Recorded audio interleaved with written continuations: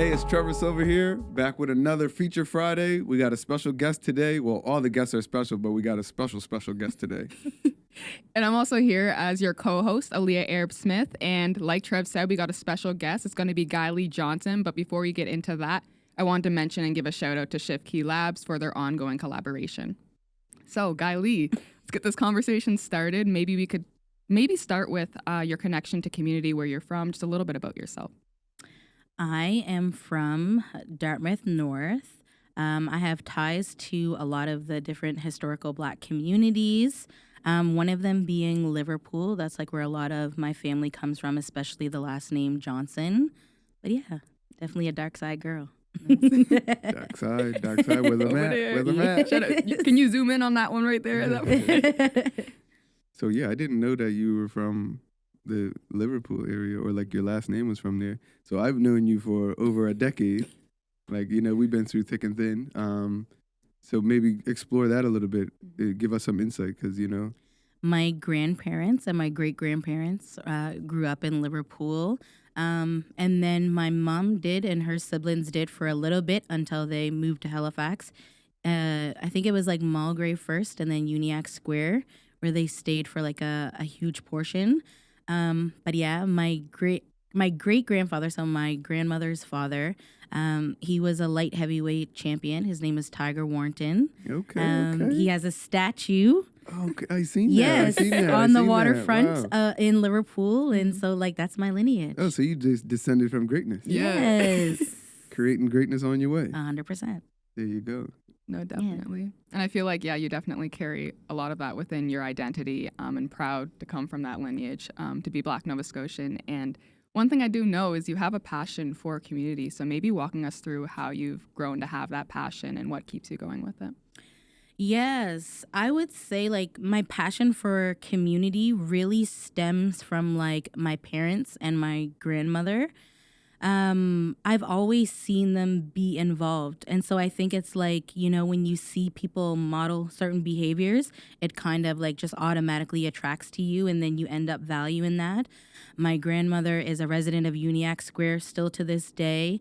And it's not technically one of the historical Black communities, but if you know the history and where descendants went to, I would say it's definitely one of those.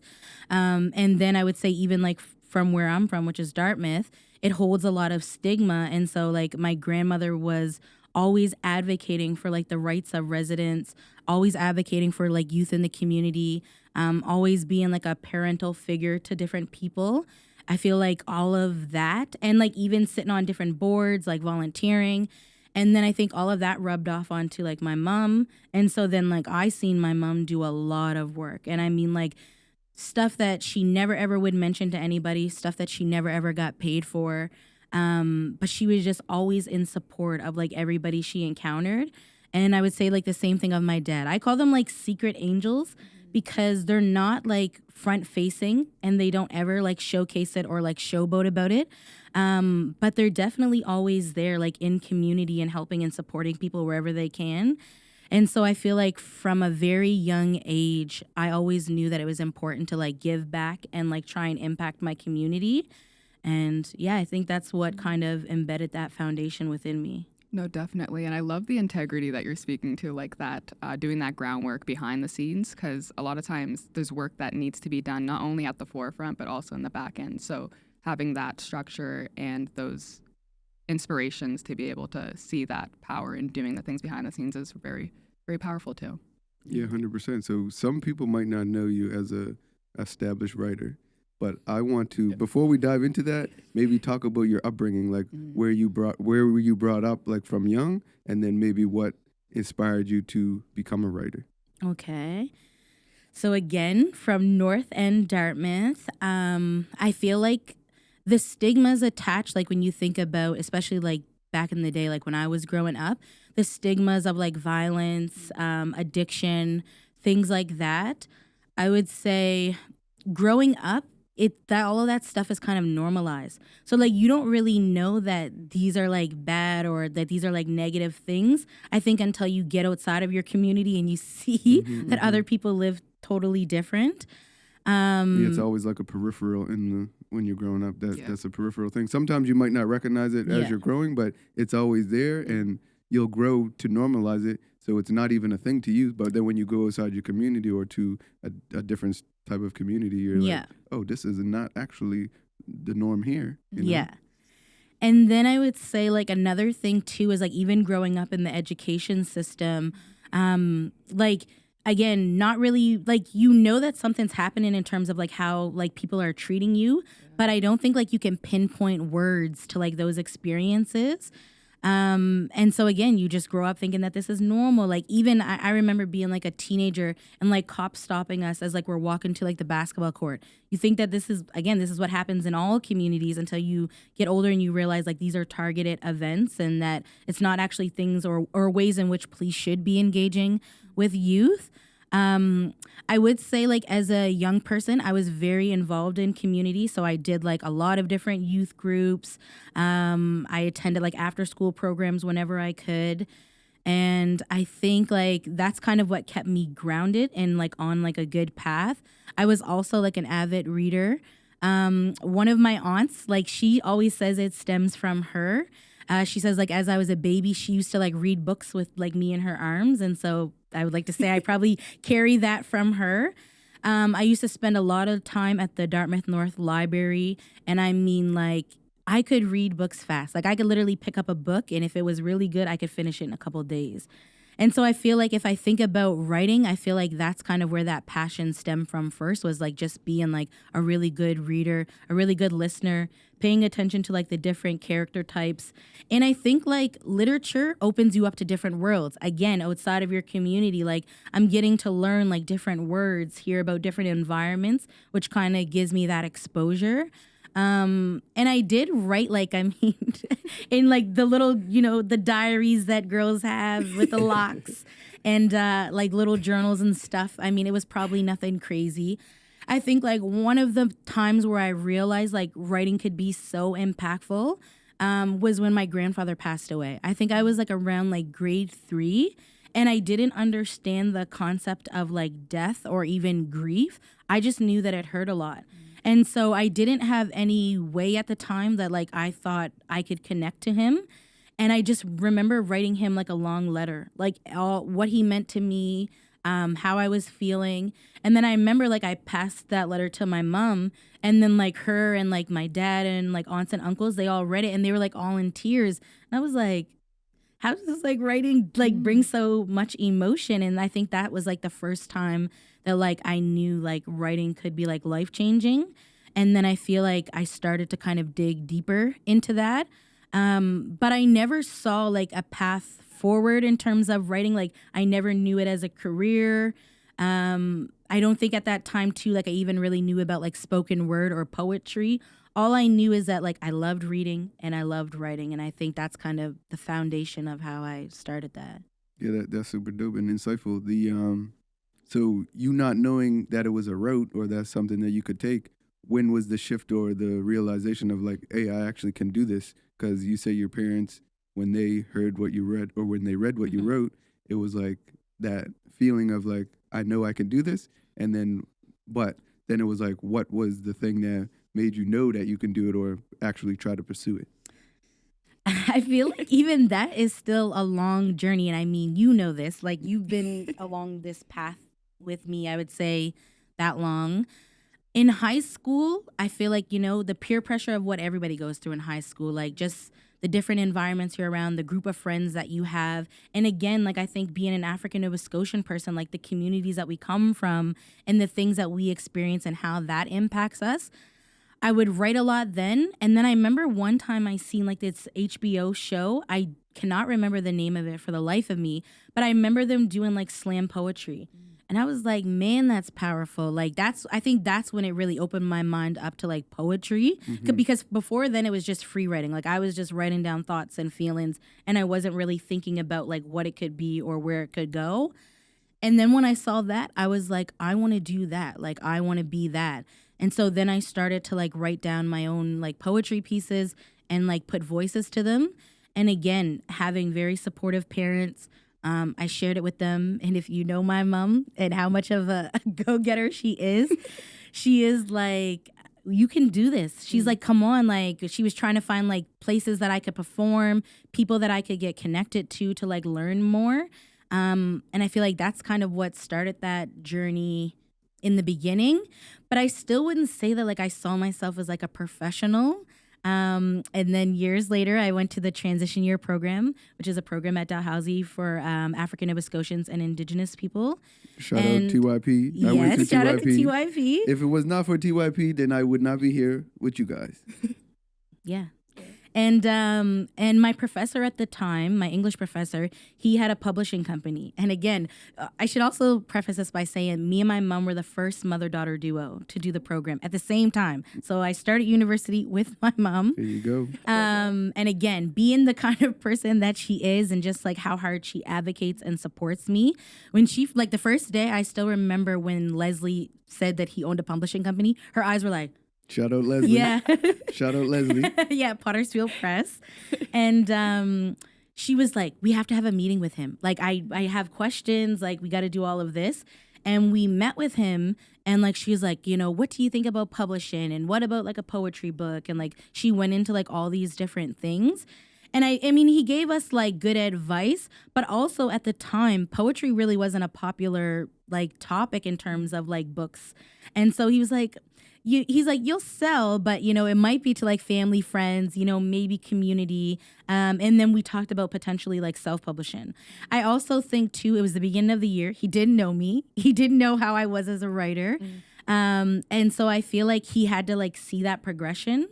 And so then at the end of the year, he was like, when I did my graduation and you came to it. Yeah, and he approached me at the end and he was just like, are you still thinking about writing a book? And he was like, I want to give you a chance. Like, I want to publish with you. And then I was like, ooh, like I was excited, but I still don't think, I don't know. I just didn't wear that hat comfortably, like to think of myself as like a published author. Was it like the imposter syndrome type of thing? Yes. I think the imposter syndrome is real. Like, it's hard to like envision yourself in spaces that you don't often see yourself in. And I feel... And when you say that, you mean specifically Black or yourself individual? Sometimes it can be like to be in Black, because we know sometimes it could be like you're often like the only person in the room or like the first one that's had the chance. And so that can be hard. But I just think imposter syndrome just overall in terms of just doubting, even though you made it this far to the point that like he reached out to me, it's like still doubting that like this is real and that like you really are that thing.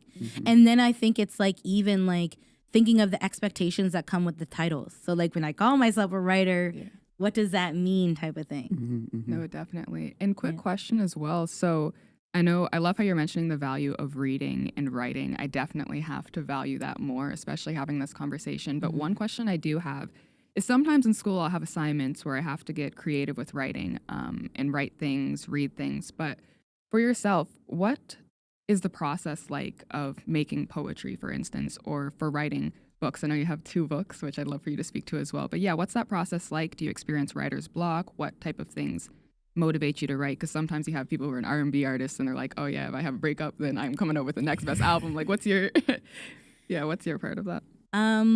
So I did a writing workshop last week at the Bus Stop Theater with some youth. And the way that I was trying to explain it to them is poetry is all around us. Like, it really is poetry in motion. I feel like you can constantly be inspired by the things that you're surrounded by if you pay attention to them. So like for me, I think about like mindful writing. And to be honest, that's setting intentions when you write. And so you really got to ground yourself. Like if you think about even being within this space, what are the things that I see? What are the things that I hear, smell, taste, touch? And then like just start like free writing. Because I think sometimes like even when you think about writer's block, it's like you're in your head too much. You're thinking too hard and you're too concentrated on like either perfecting the thing or like not sure if you know like a lot about it. But if you free write and you kind of focus on what comes to your brain first, I feel like you kind of get those first initial thoughts out. And when you do that, you can often build off of that. Like you can keep going, go back and look at it and be like, kind of like those thoughts. Another thing that I like to do is I like to give myself writing prompts and then time myself. And it's not long. Like sometimes I read like what people do in terms of their strategies, and they'll be like, I gave myself like an hour to write or something like that. And I mean, good if that works for you. But I do like a writing prompt and then I do like 2 minutes. Again, you're pushing it out. Like it's not about thinking about what's right because I'm the only person that's viewing this at this moment. It's like my first draft. And so you just want those first thoughts to kind of come down to the paper and brainstorm that way. But I think like I really am. I'm always inspired. Like I have so much meaningful conversations with people in a run of a day that I'm just like, oh, that could be a poem. And sometimes even watching TV, like you hear like certain sentences or words and like in my head, it already starts forming like the work for me. And I'm just like, man, that's crazy. Do you find that from like like starting off as a novice, becoming a professional now that you are, do you find that the creatives, like flexing that creative muscle, like how you were saying, like you find it everywhere now? Is that from you practicing it often? And do you find that like it build up your strength or your creativity to where now it's like at will? Yeah, I do think it does come with like practice over time, but I also think it's about staying true to what works for you. Mm-hmm. And so like for me, I know for like, and we even kind of talked about this prior to like filming, but it was that when I was talking about like I kind of took a break from writing. And so again, I think like sometimes you get, especially in the days of social media, you see so many people do so many different things and you think, oh, I should be doing that. Like this is how that person gets inspired. And you do all of that. I think for me, I had to like tune inward and I had to go back to the basics. And so like even like I remember one of my assignments in university was we actually had to go to the mall and people watch for like an hour. That's tough. Wow. And then you couldn't write. You just had to observe. So you had to be very present in the moment. And so then like again, when I think about writing or even being creative, I take myself back out into the world. Like again, this is where you're going to find your next character. This is where you're going to find your next plot. Like I think sometimes like when you get too stuck in your head and in your mind, that's the block. That's what's going to keep you stuck. 100%. You go ahead. I resonate with that a lot because like as a fashion designer, like everything you're saying, like it speaks to me as a designer because when you get out in the world, when you know what I mean, you do what you do. You don't try to do what the next person is doing because you have to trust your process. And when I think about like everything that you said about people watching all that stuff, like during COVID, wasn't really much people to watch. So it was kind of like a block in my people watching because like I look at people, what they're wearing, what they're you know what I mean, what they look like, the colors, the matching, all that different stuff inspires me. Like I could see someone's outfit and it could like inspire me to make a whole different design, you know what I mean? So for like my question would be in terms of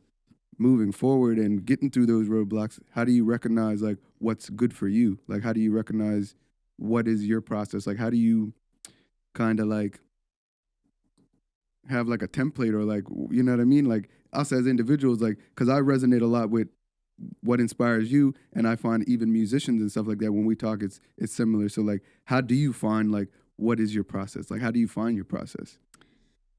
I think finding your process is like when you know you're enjoying it. Like when you know, like you feel that fuel, like that passion. And again, it's like sometimes like it is good to try different techniques and tools and to learn from other people because sometimes you can take that stuff and make it your own, which is good. But I think, again, like the power of like social media and paying attention to like what other people are doing or how other people are mastering something. Sometimes when you do that, it gets you off track. And so I feel like I know when I'm off track. Like I know when I'm like stuck in my head. I know when I'm like doubting myself, negative thoughts or negative self-talk. And so that's when I know that it's not working. And that's when I know I have to go back to the basics. Because it's like, I've already done this. And I know what works. Like, I know what brings me joy.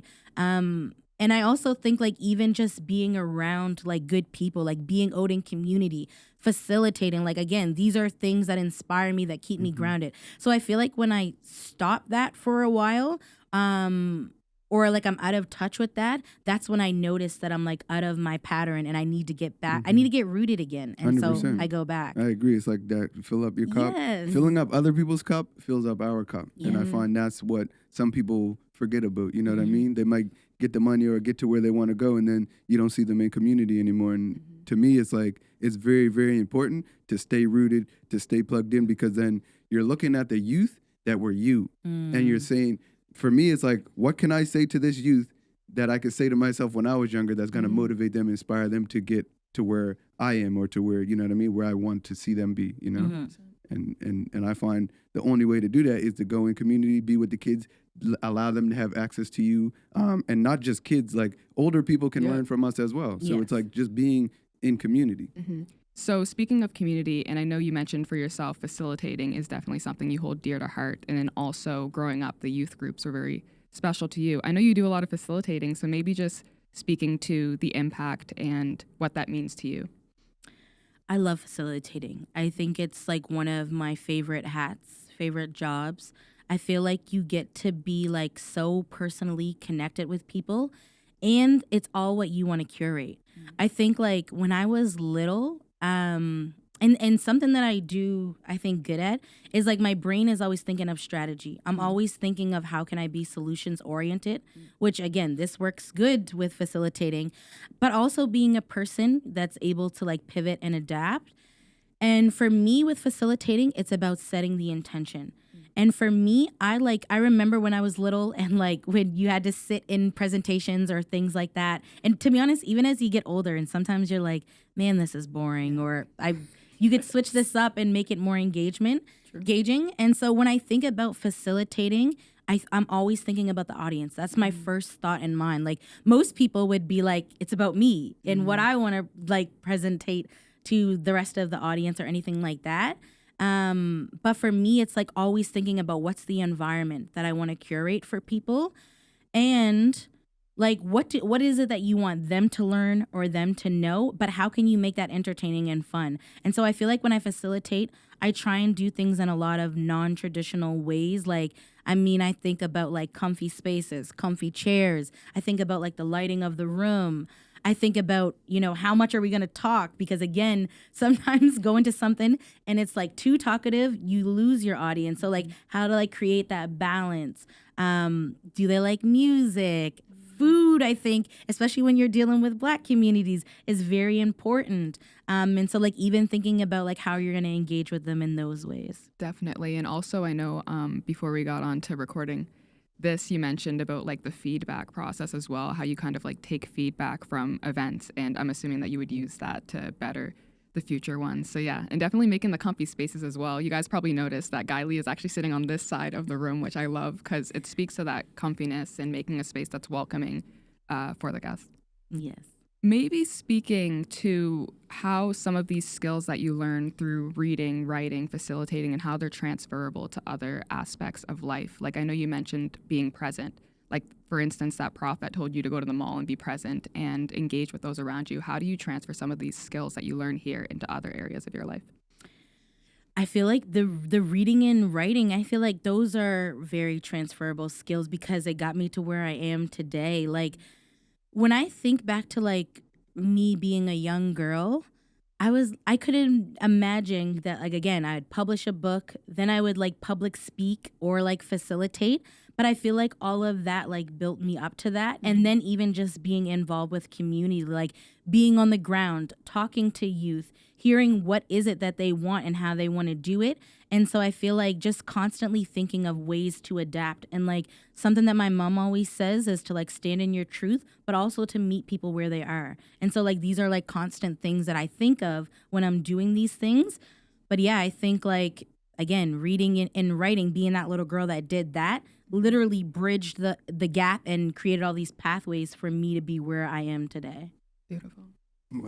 So many questions that I want to ask because like I feel like I know so much about your journey and like the viewers might not, and it's like, what do I ask and how do I ask it in terms of this? So maybe touch on like you building up to the successes that you had, like maybe the initial book that you first launched, Yes. and then like how that made you feel, you know, getting over the imposter syndrome and then going forward from that.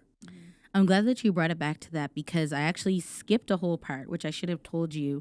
Prior to like going to the transition year program and meeting Leslie, I actually, like when I was working at the Boys and Girls Club, a publisher came in one day and he was starting out a new company and he was looking for young artists. And he was like, what is the best way to like engage young readers than to have young writers? And so, I mean, he was looking for like young writers, like not even like my age category at the time. And I was like seeing like a young girl who published a book, and then like even hearing what he was interested, I was like, man, that was the first time that I thought like maybe I could do this. And so then I remember afterwards, like the whole time he was doing his presentation, I was sitting there with like butterflies in my stomach, and because I wanted to approach him, but like I was so nervous and shy.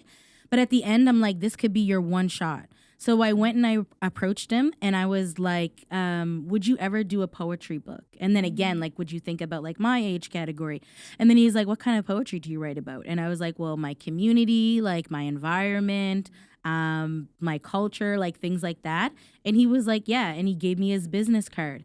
And then I remember I sat on it for a minute, because then again, the imposter syndrome comes in, and I was scared because I was like, is he really going to like this stuff? Like, he was an older white guy, and I'm like, is he even going to understand some of this poetry? And then and I was also afraid at the time too of people stealing my work, because again, I didn't know anything about like publishing or writing. I remember. or anything I like was that. there. And I sent him 3 poems, and he was like, I want to meet with you, like in person. And so me and Mom set up a meeting with him, and he's actually the one that gave me my first publishing deal. And it was good because he was like, after he read my work, he was like, we need more. He's like, you need to write more. He was like spend these next couple of months, he was like getting yourself grounded, you know, just putting out more work and like editing it and doing all of that. And he was like, we got a good book like on our hands. And so I was excited. I'm like, man, I'm going to publish this book. I'm going to go far. And about a month before it was set to go to print, his company went bankrupt.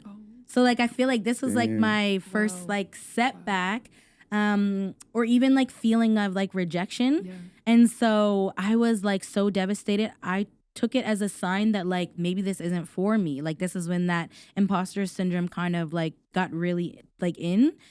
And I was like, oh, maybe I shouldn't write. And my mom was like, no, like we should still do this. Like we can self-publish, like I'll find the money. And like she was like going on, but I was like, no. And I was really down until I went to the transition year program. And then I met Leslie, spent a whole year with him, learning a lot in his English class that I think kind of really helped me like curate the book that I did end up coming out with. It also helped that like, I mean, he loved poetry. And so I think it was able to make that big connection, but actually starting out, it was a setback. Yeah, definitely. And you mentioned the book, so maybe just shouting out the name of the book and books that you have made and what their storyline is like and what's entailed in those. So my first one was Expect the Unexpected. The way that I describe this is I say that it's like, it's in honor of all the youth from my community. I really wanted to tell it through a lens like, again, thinking back to how people judge Dartmouth North, I wanted to bridge the gap in terms of understanding. Like maybe if you knew what a lot of us experienced in these communities, like maybe you would like see us for like the humans that we are outside of what you like this glass bubble that you judge us through. And so a lot of my poems are like dedicated to like different parts of the community or different people that I would have seen growing up. And then my second one after that, I was actually inspired because at the time I was working as an African student support worker with HRCE. And a lot of the youth were upset because they weren't reading a lot of like books that reflected them or like even in current time, like things that they were actually experiencing. And so then when I did Afraid of the Dark, it's about like a young Black girl who has like a lot of insecurity, but she's also facing a lot of pain within community, within her friend group. And she's trying to find herself. And she does this through poetry. So it's actually like short story and prose, which is really cool. Interesting. And is that story a reflection of yourself? Do you find that the protagonist and that is reflecting you and your In experience? some ways, like there's a lot of deep stuff that she goes through that I haven't gone through personally. Again, just thinking of the different youth that I encountered. But I would say, yeah, in certain ways. I feel like all writers, pay attention to this, all storytellers, when you start to like hear or read the things that they talk about, they're guarantee there's little pieces of them inside all of those stories. Like even the things that you watch, the things that people are creating, I can guarantee you something connects to them in some sort of way.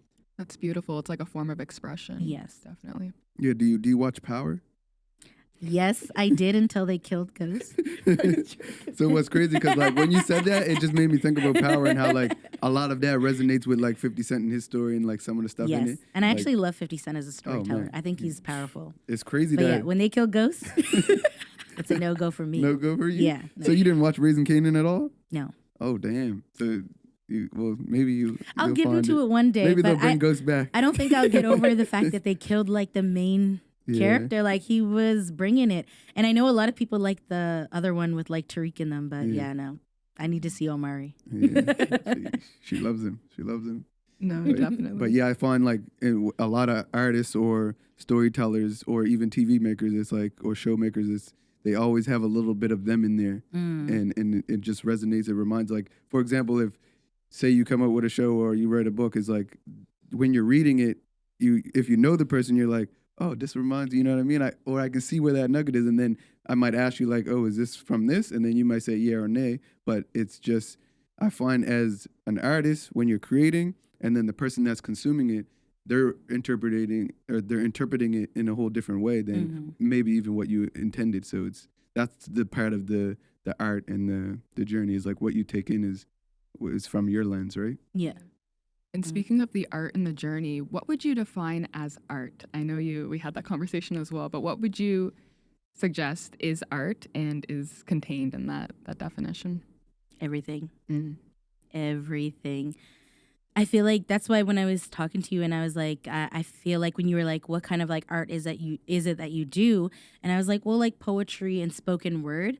But I am, and it may be like the artist or the creative in me. I think everything is art. Like if you're willing to look at it through that lens. And so again, to me, it's the people, it's the world, it's nature. Like if you really examine it, even from like an academic perspective, I can guarantee you, if you start to look through it through a creative lens, you'll be like, this is art.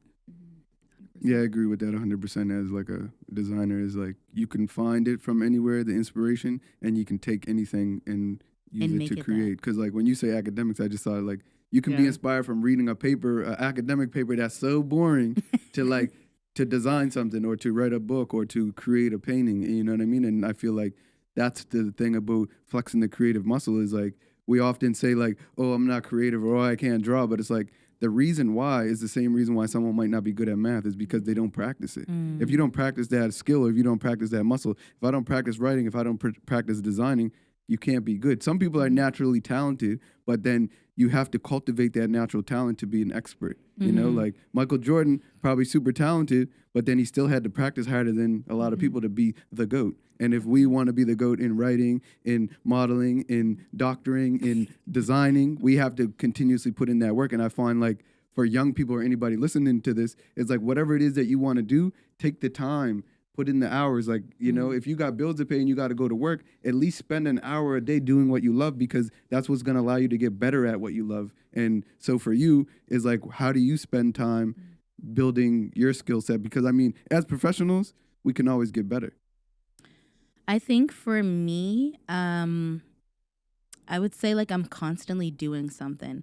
I feel like I am a student of life. Like there's always something that you can learn. I always tell people that like the learning journey never ends. If it does, you're stunting your own growth. Like, and so again, I'm always constantly thinking of ways that I can grow and evolve. And sometimes even doing things outside of the box. And so like, I mean, I attend workshops. I will do a webinar, like anything that I think like I can learn from. I also love documentaries. I don't know if that's like the storyteller in me, but yeah, I think like I'm just always open to learning. Like even within conversation, like even talking to people, I think there's things that you can always take away. And so I think that like when you were saying like about practice, I feel like that's like my daily practice is like when I wake up in the morning, it's like, how can I have an open heart and an open mind? 100%. And then I like move forward that way. So I resonate with that a lot, because autobiographies for me, reading autobiographies, watching autobiographies, what it did for me is it showed me like Black people in places that maybe I want to be in. And then it made me realize like, hey, I can do it. So, and not just Black specifically, like I could watch something about Gandhi, Fidel Castro, anybody in the world. It humanizes their experience. And then it makes you realize like, this person isn't this abstract God being that just they're destined to be successful. They had stages. They went through things to become who they are. And it's like us as people, like a piece of coal, we got to put the pressure on it. We got to put the work in that we become diamonds. And I find like a lot of people want to skip. Like you can't go from a piece of coal to a diamond without putting in the work.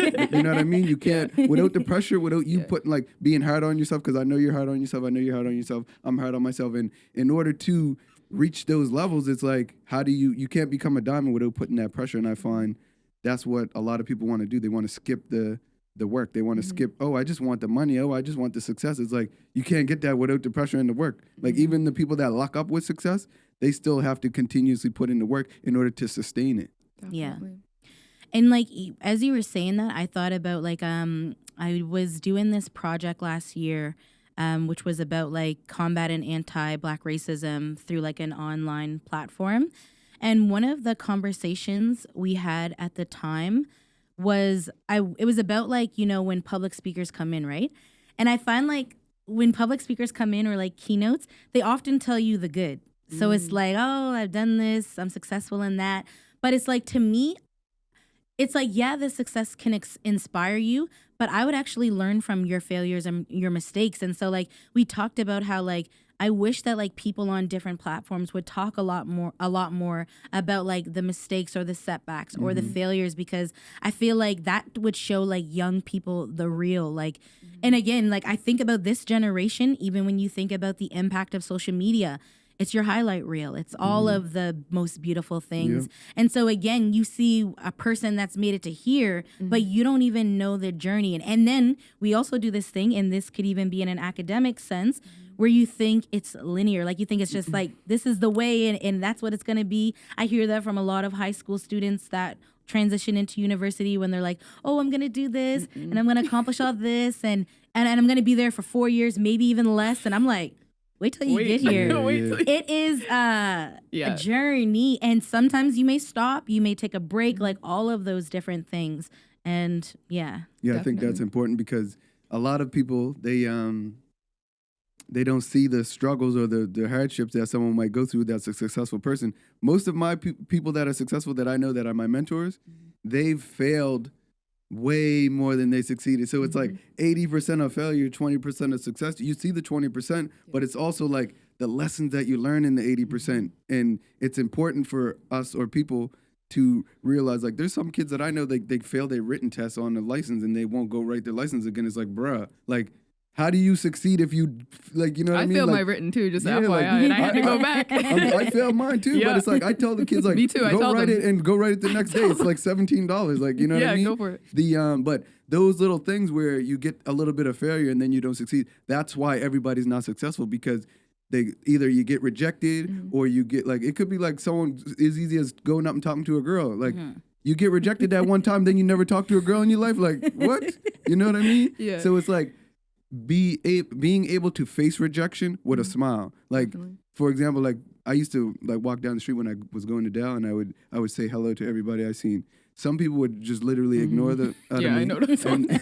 and you know what I mean? And some people don't do it back. What it allowed for me was like resilience, because it was a practice that I was doing. So like I'd say hello to somebody, they like I could get 2 or 3 rejections. Like a rejection is just ignoring me 100%. And then what I did in my mind, I was like, the next person that I see, I'm just gonna smile brighter and be more enthusiastic. And then what that allowed me to do is, like, whenever I get rejected in anything, I don't care. I don't even feel it. So then, because then that one person that does give it back, it's that energy. And then you know what I mean. You realize, like, it's other people got stuff going on in their heads. You know what I mean? That they might not be rejecting you. They might be rejecting themselves, or they may be rejecting the moment because they might be going through something else. And so for me, it's like practicing getting rejected, knocking on the doors, you know what I mean? Talking to the girls, or doing whatever it is that is going to get you to be resilient and be able to face through those rejections. Because like I said, most of the successful people I know, they've had a lot of rejection, and that's why they're successful. It's nobody that I know that is successful that didn't fail. And those pains, you got to realize, like, it's you know, it gives you the opportunity to get up and fight again, you know? Like, even athletes that fight in the MMA, it's like, they didn't win every fight, and they're not winning every fight when they're training either. So it's like, but you don't see when they're training. You don't see when the guy beat them up during sparring, and it's, you know what I mean? So for them, it's like, that's how you become the number one champion, by being resilient and fighting through and going through those failures with a smile. So for me, it's like, reject me all you want. I know I'm going to succeed because that's what I want to happen, you know? So for you said the first initial rejection was when the publishing company went bankrupt. Mm-hmm. And then that was probably a hard hit for you, but then your mom pushed you. So you got to have people in your corner. And then, so for you, what are maybe some other things that may come on the forefront of like failures that you maybe turned into successes? I'm glad that you said that, because as you were talking, you know me, because our like when we talk, and I was getting ready to like combat you, but rejection with a smile takes time, because you do have to like feel through the process. I think that's important. Your vulnerability is courage. Like your vulnerability, it's going to take you to that next level. And so I think like even as Black people, we can't suppress our feelings. And like sometimes I think like, and it's weird because I think over the last couple of years, I've had this like weird connection to resiliency, because I think sometimes in a way resiliency, especially towards like Black women, is like this thing of constantly overcoming. But that can be overwhelming and exhausting. And so for me, like even now, like, and I mean, I face rejection even within these last couple of months, like things that I've applied to or things that I've tried to do. And at first it's still that like gut punch, and you're like, oh, like why me? And like you go through the motions, but you're right. You do need supportive people around you to like reassure you, ones that really know who you are. But I also think like for me being a believer, it's also about alignment. So like, again, even though I'm a believer, I'm gonna feel those emotions and like let them pass through that first little bit. But when I reflect back on it, I'm like, it wasn't meant for me. You know, better things are coming. Like, and then when another opportunity comes, I realize how more connected and aligned it was. But I do think it's important. Like I feel like you will probably get to a point where like, again, and I think this, like, to me, this is like when you're really deep in your faith, is like when you do get to rejection and you will smile and be like, like, I already know what it is. But I do think as you're like still learning and growing, it is going to come with that vulnerability and those emotions, and really just trying to kind of come over that. Yeah, and like you were saying, it comes from the experience. When you experience it and then you digest the feeling and keeping it real with yourself and not being delusional to be like, some people think like they deserve everything, and like if someone rejects them, it's like, oh, whatever. Like to me, it's okay to think like, oh, it's their loss, because it could be in many instances their loss, but for you, it's like you got to go to the next thing. 100%. The next thing you could be applying for school. Like I applied for law school like 2 or 3 times. It's like, to me, that rejection wasn't rejection, because I know where I want to go, and I'm gonna get there regardless if they reject me 10 times. You know. Yeah. So for example, it could be just anything that you do that you get rejected is like, be real with yourself, feel that feeling, recognize that it's not going to be like this forever. You're going to be able to succeed, and you can succeed, because there's so many examples out there of people succeeding. So you just got to tap in with them, tap in with the mentors.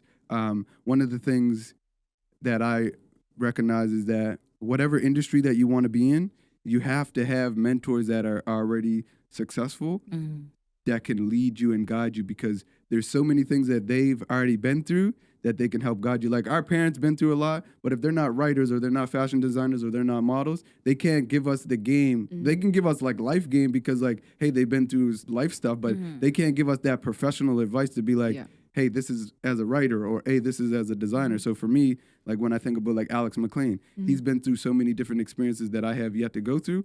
But if I hit him up and I ask him a question, he can give me the game that can help me so that I don't have to go through certain things. So for you, like, who are some of your mentors that helped you like shape yourself and like get towards success when it comes to like either going through a certain struggle or advice that they may have given you?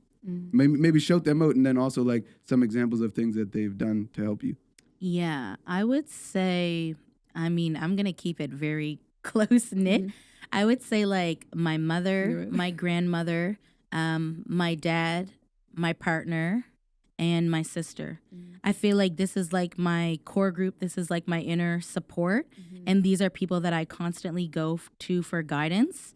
And so, yeah, and I think they help me get through like everyday life. I feel like they all inspire me in different ways, but they support me through like the ebbs and flows of life and the things that people don't always see. So like, I feel like these are the people that really know me. Oh, 100%. And it's like you need to have people that are good listeners, good soundboards. Like you see the soundboard behind you guys. Yeah. You need to be able to talk to somebody that can listen so that you can work through your problems. And not to talk to somebody that's going to be like, take what you say and then like, oh, yeah, you shouldn't do that. Or, oh, you know what I just mean? agreeing with you, right? You need that challenge. The negative of it. Like for me, it's like, we all know, like when you go to a certain mentor, a certain person that you talk to, is like, you kind of have an idea of what they're going to suggest. Yeah. Sometimes you just need to hear them say it. But if you're going to someone that's going to pacify you and say, oh, yeah, that person's wrong, and you know what I mean? It's like you have to go to someone that's going to keep it real with you, that's going to push you. So for me, like I'll go and speak to you about certain things that I might go through. You're going to give me good advice. And the good advice is coming from your experience, but it's also coming from us knowing each other. And you're going to know what's going to push me and motivate me, and same for you. And I find that's what we have to do as friends is I always try to find a way to fill up the cup, not discourage somebody, but if it's a person that needs to be like, oh, bro, I bet you can't do that. You need to be able to do that for people because, like, as I find, like, as guys, we need to be challenged. For my, like, feminine friends or, like, women, I find they need words of affirmation. They need to be told, like, they can do it. They need to be told, you know what I mean? But for my guys, it's like, bruh, you can't beat me on the court. You know what I mean? So it's like, because a lot of it could be psychological too, to where you just need to tell somebody that they can, and then it'll give them the courage and the ability to do it. And some people you can say like, oh, bro, you can't do that, and it'll defeat them because they might believe what you're saying. Like for me, it's like playing chess and checkers. Like some friends that I play checkers with or chess with, I can get in their head and beat them, not off of my skill, but off of the communication of like talking shit, you know? Yeah, for real. You know, it's like 100%. And that's, I find for us is like finding those people. Yeah. Definitely. And we spoke about like finding those people around you that motivate you. For instance, you said the youth and getting to know them and incorporating that into your story, but also your mother, your sister, and your grandmother. But I was also wondering what parts of yourself fill your own cup? What are some elements of like your own self-care and your own self-therapy, I guess, that grounds you? It took me a while to kind of get to this point, but I feel like the pandemic kind of like shifted, ways in which you have to take care of yourself.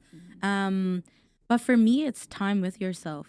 Like you do need moments of silence.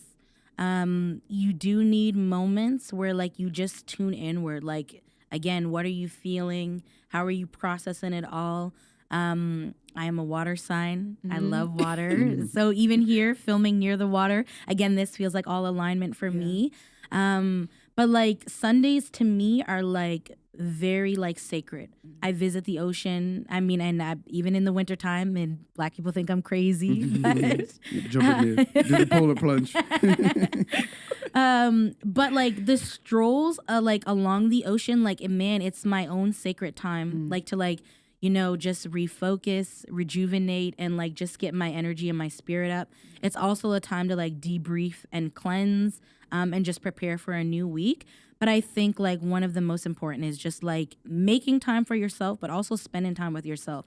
I think a lot of people confuse like your time alone with loneliness. But if you love yourself, is it really loneliness? So true. And taking the time to learn to love yourself, because for me, a lot of people ask me like, oh, how are you, how you are? And I am how I am because of solitude, because of spending time alone, because you get to know yourself. I find a lot of my friends, or not a lot of my friends, but a lot of people I know, they maybe run from relationship to relationship because they're scared to be alone. And I'm here to say like, bruh or sis, like you need to spend time alone to refine yourself so that you can find the king or queen or the person that you were meant to be with. But you can't do that without knowing who you are and fulfilling, like finding out and fulfilling yourself. So for me, it's like solitude is super important, taking the time to do your own practices, having those sacred days, like Sundays are sacred for you. So it's like, walking along the water by yourself, like those are, to me, when you said that stuff, it makes me think about your practices, even when it comes to creativity. It's like you have to have these practices so that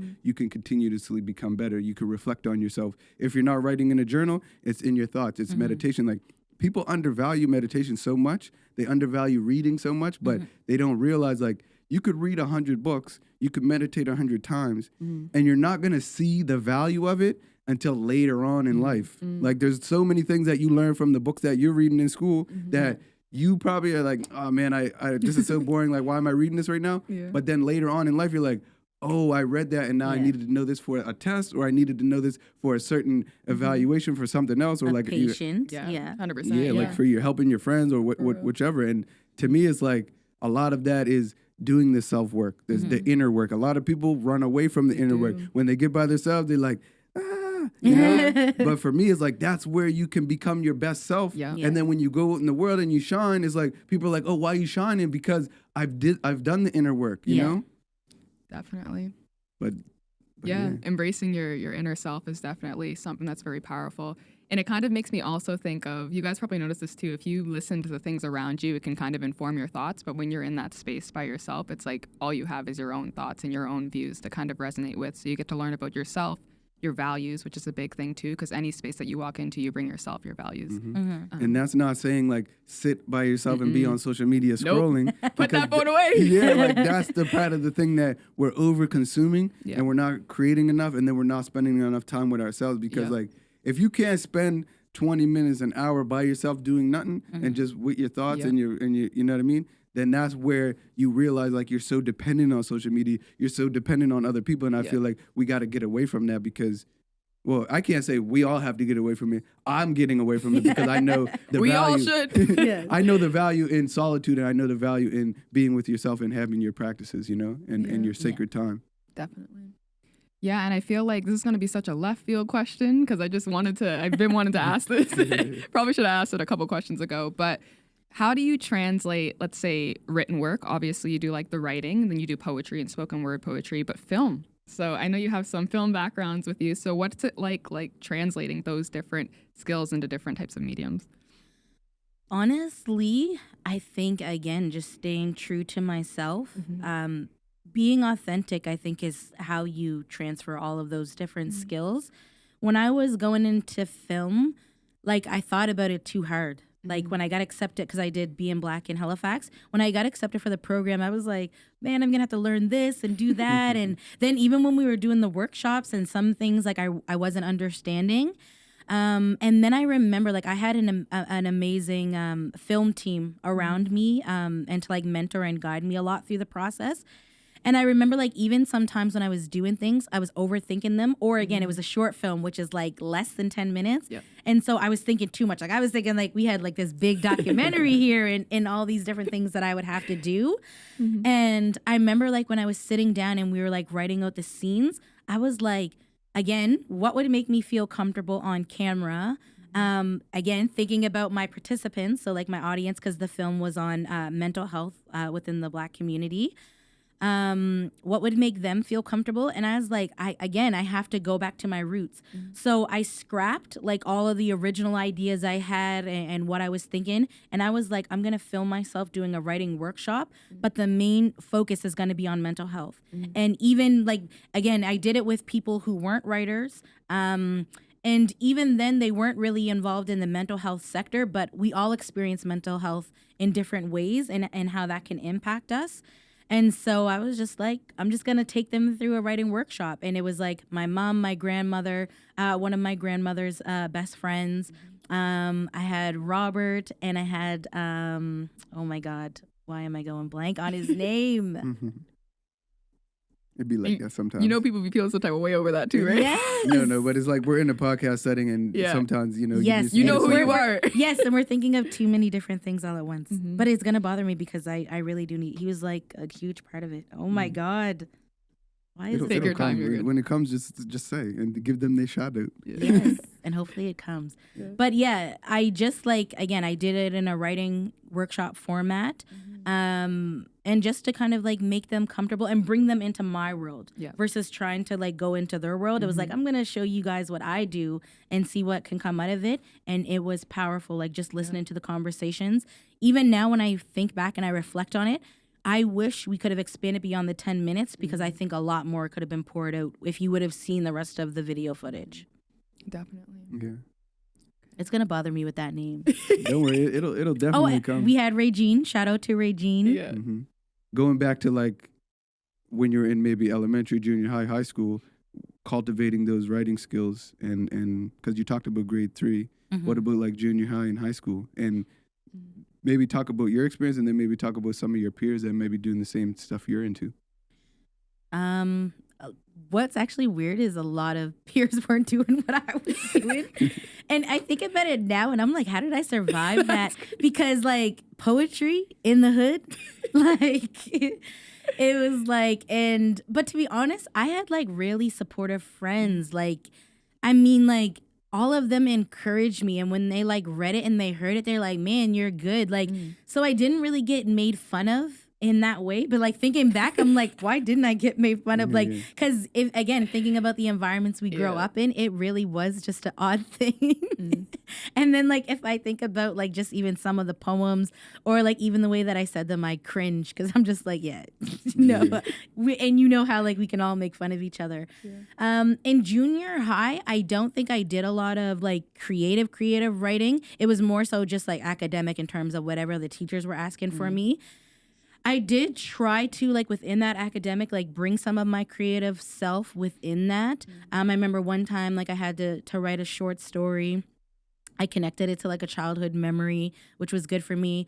I remember one time we did, like, a music, like, lesson type thing, and we had to pick a song, and I picked, like, Tupac, and, like, we had to, like, just dissect the lyrics.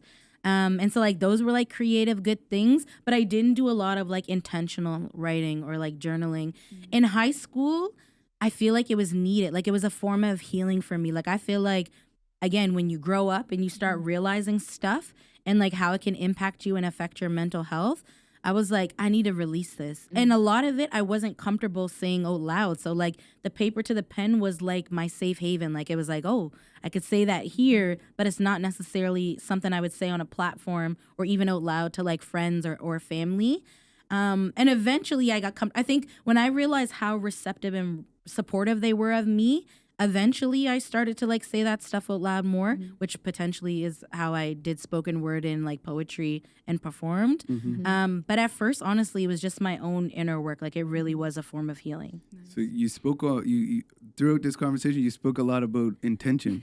And like, so you said in junior high and stuff, you didn't really do certain things with intention. So like, when did you discover the power of intention, and like maybe walk me through like the discovery of that and then utilizing that on your journey? I think like for me to discover intention, I think like maybe all of those things were intentional, again, just not recognizing it at that moment. And I think like when I realized the power of intention, it would have been like in your forming years of like when I was starting university, like even in TYP, like that's when I could see like, man, my writing has purpose. And so again, like if I could reach even just one person with like this paper or with this thought or with this poem, then like I was like, okay, I have to be more like your words and your language. And we were just talking about this. It means everything. And so I think that's what made me like be more intentional about that.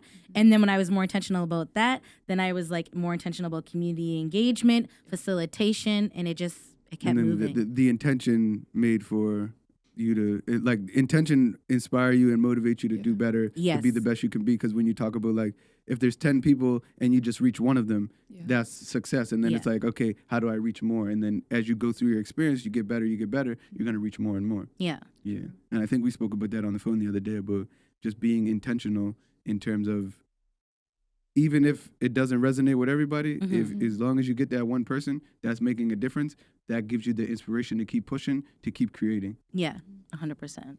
Oh, definitely. And we're coming close to the end of the episode, but one thing I wanted to ask you is what is currently popping with your life that you want to make sure that you highlight in today's episode? Something that I would say is popping with my life. I feel like in this year, I'm really setting the intention to be more creative and more like in my artist era per se. So I'm facilitating a lot of workshops. I got one coming up with DBDLI, Shout out DBDLI. towards the end of the month.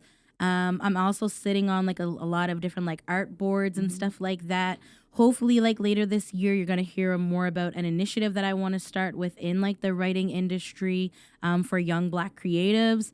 I'm doing mentorship work. Shout out to Asia Sparks, who is Halifax's Youth Poet Laureate. But yeah, I would say like I'm staying productive, but in the artist connection way. Love it. That's dope. So advice for young people? Like, if you could think about your younger self, what advice would you give her? And then what blanket advice would you give that you feel like is a general advice that can help anyone trying to pursue what you've pursued, like when it comes to writing, publishing a book, etc.? For myself, like if I think about my younger self, I think about what my mom always says, which is just stand in your truth.